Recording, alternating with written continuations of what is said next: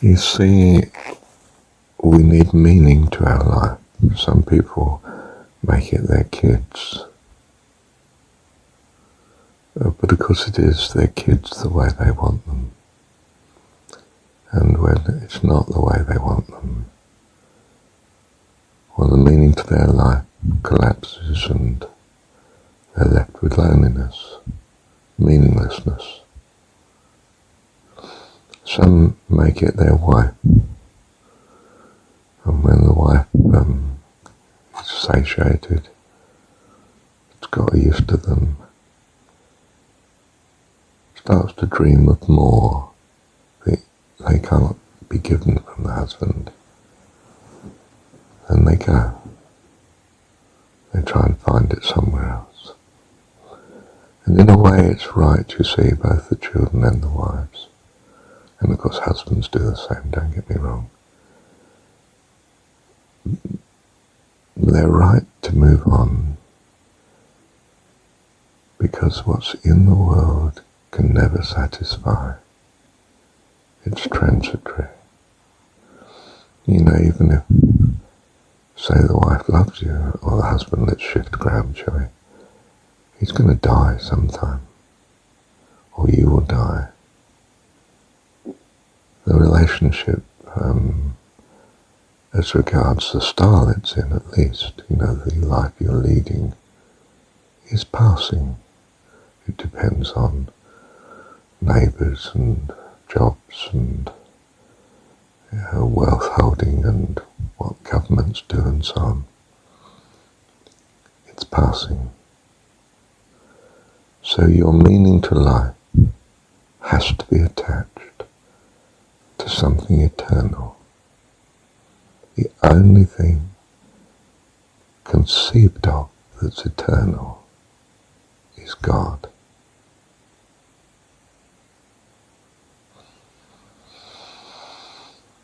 Or if you like, if it's not infinite like that, it's that which is more eternal than anything else, more lasting, conceivably lasting through death and everything else, and eternity. In other words, you are looking for a meaning to life that is permanent. In short, you value permanence, steadfastness, assurance, safety,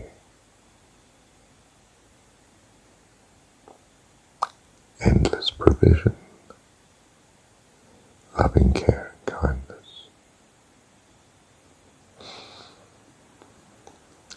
So this is what you truly value.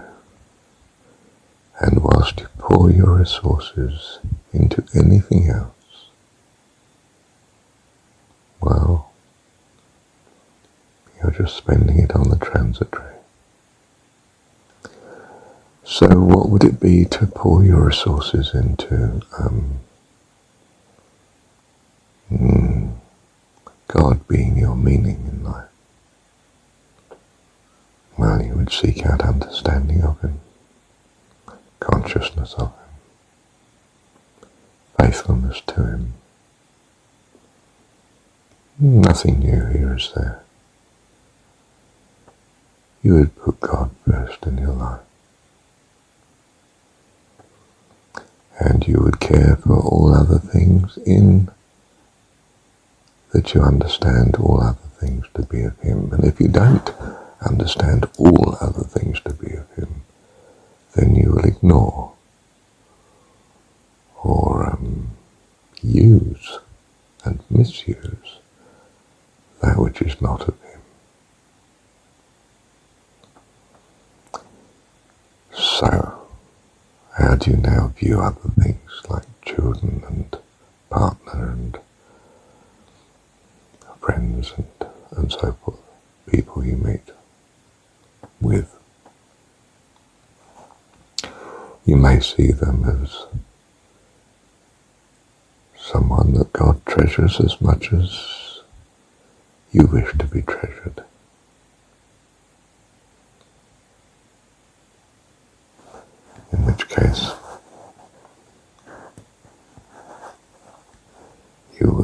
present as a selfless individual,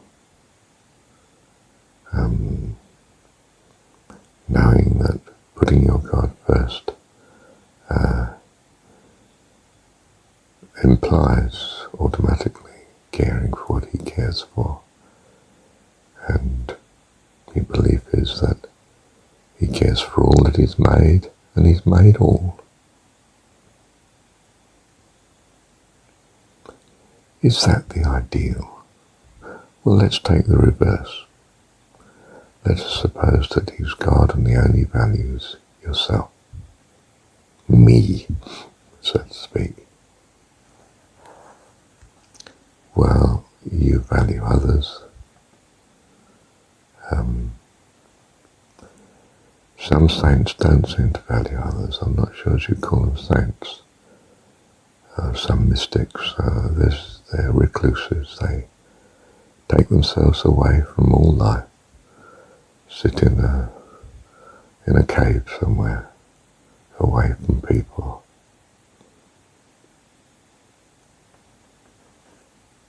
Now it's just possible that such living enables them to be of inestimable value to all of creation, and we might value them for it accordingly.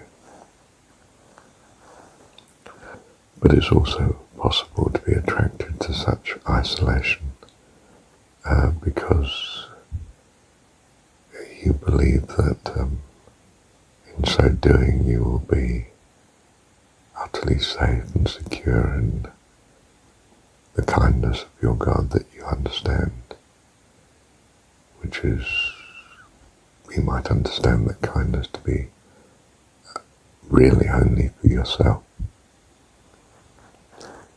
You could say, of course, and I think we would, that it's hard to really justify that. You'd have to believe that in some sense you are going to be a blessing to others by doing this sort of endless seclusion. It seems now a fine line, doesn't it, between the saint who's pretty secluded in order to be of inestimable value to all life, which is the ideal we see of, say, the Buddha, and the utterly selfish individual who is not caring about life at all, but totally concerned with his own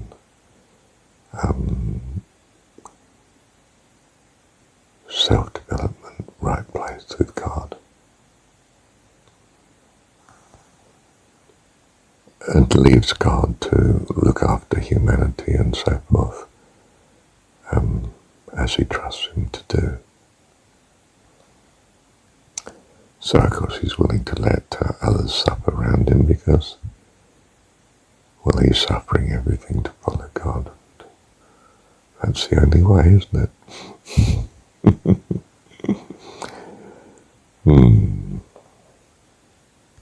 So be careful, there are pitfalls.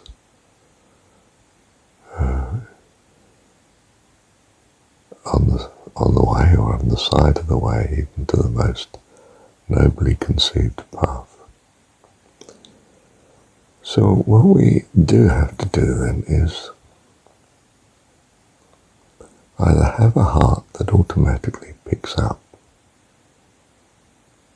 the finest meaning to life, or a mind that tracks it down.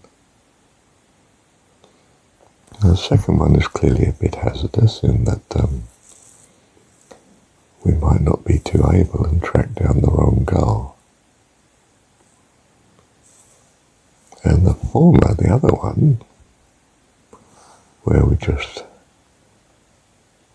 happen to stumble across or find or be in the right path, seems pretty hazardous too.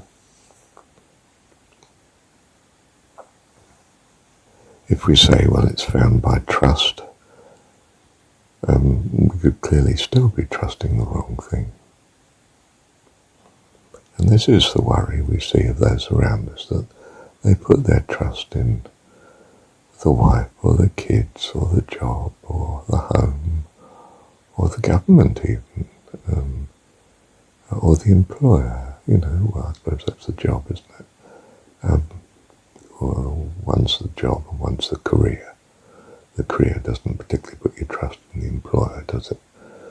You simply hop from one employer to another to advance the career.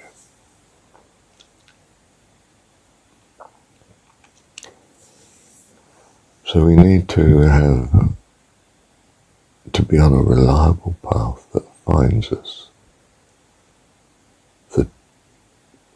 the true or the best, the valid meaning to life.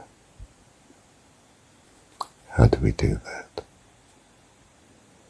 Well, we get the impression that pursuing wealth is not a good idea. That can be pretty dangerous, and of course the hornets of other people to take the wealth are everywhere.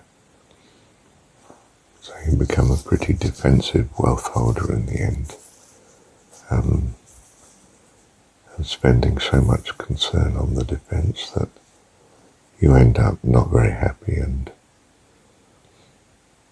well, alone really with your wealth, or without it even in the end, and therefore just alone. So that way seems hazardous.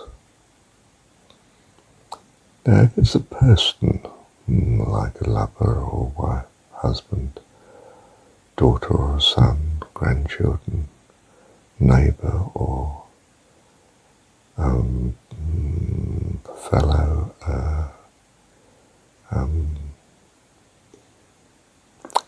say church member, someone else who you hope to be godly on the path. Well, it's very good practice, but why this person instead of others? Is it because you have some perceived ownership or holding power on such? In other words, is it because you feel that's going to give you a return, namely what you want? And the answer is yes. But then aren't I going to do that with God as well? Investing in God out of self-interest? The answer is yes, that's true. But we have ascribed to him a character that does not let you down.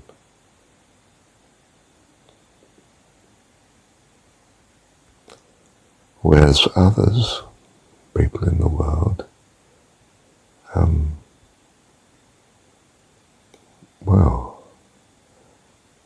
don't have so much of that ability. We're ascribing to God a staying power of faithfulness. It's a power we have in some measure, but not in enough measure, and we know this. We are inadequate in that sense. Our inadequacy may be because of our lack of understanding. If we knew more about whatever it is that we need to know, then we might not be so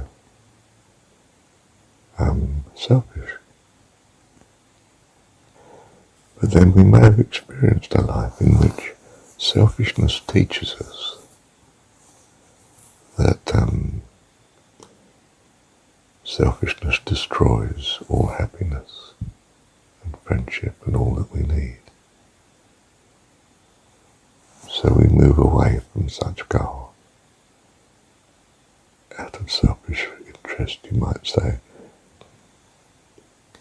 We use our selfishness to destroy itself because the selfishness is so dangerous. We become selfless, and some people become selfless without knowing God. They are just so concerned for others that they give. Well, of course, our heart goes out to such people. We want to rescue them above all others because we feel there's nobody there to protect them. In particular, there's no self themselves to protect them. In fact, everyone around them wants to protect them because they're invaluable, aren't they?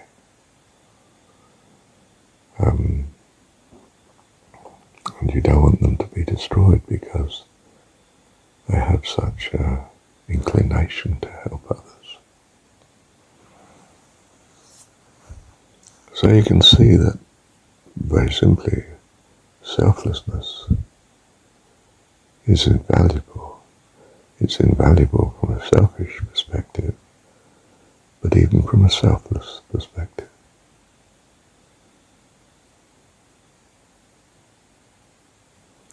Whereas, of course, selfishness is not valuable from a selfless perspective.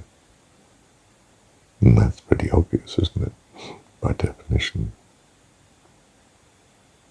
So we've made progress. And that's a very sophisticated way, well, in a sense. I mean, the reasoning I've used is quite complex. Uses logic and so on. But it's only arrived at the same conclusion as we generally hear voiced, that love is everything. And we don't mean selfish love, which is ownership. We mean selfless love, which is giving because their happiness and their gain is as important to you as your own, and sometimes more so. Thank you, Heavenly Father. But there is a pitfall here, and it is that a truly selfless person will realize that, well, it's best if others are selfless too, but not to the extent of destroying themselves. We don't want selflessness to do that. So we're looking for a selflessness now that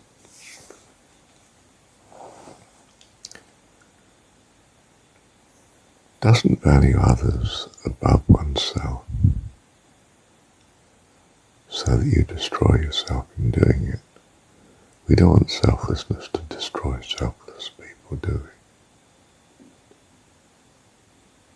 we? We want a selflessness to the extent that it brings an equality, not a self-inferiority.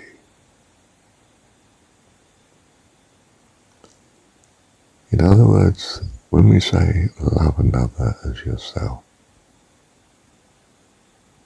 we're not just saying don't love others less than yourself,